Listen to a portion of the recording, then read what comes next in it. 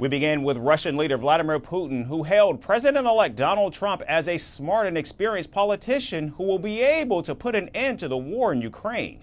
Speaking to reporters in Kazakhstan, Putin also questioned President Joe Biden's decision to allow Ukraine to use American long-range missiles against Russia, which could create additional difficulties for the incoming Trump administration. It's possible that the current administration wants to create difficulties for the future administration. That is also a possibility. But as in my view of the newly elected president, he's a quite clever and experienced man. I think he will find a solution given that he has tackled such a challenge as reclaiming the White House.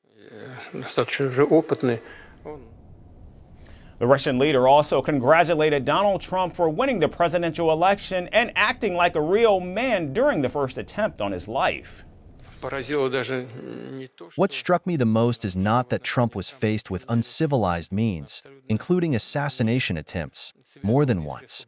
By the way, in my view, even now he's not safe. Yes. Why?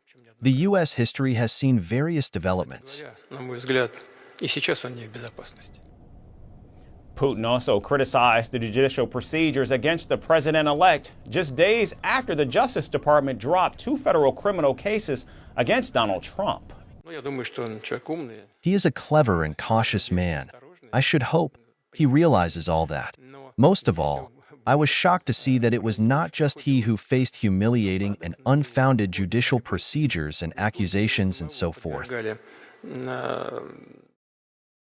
The Russian leader continued that he was shocked that not only Donald Trump, but even his family and children were targeted by his political opponents during the election campaign.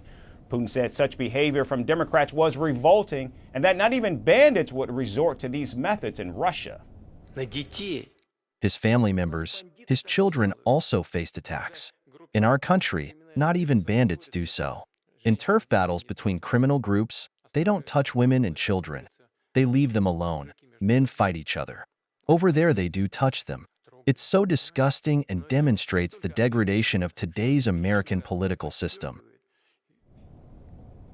Notably, Donald Trump shared a cordial relationship with Putin during his first term in the White House. However, there's been widespread speculation surrounding Donald Trump's affinity to Putin, considering Russia's aim to diminish the United States at every turn. And ahead of his second presidency, Donald Trump has vowed to end Putin's war in Ukraine in just 24 hours, which would include forcing Ukraine to cede territory.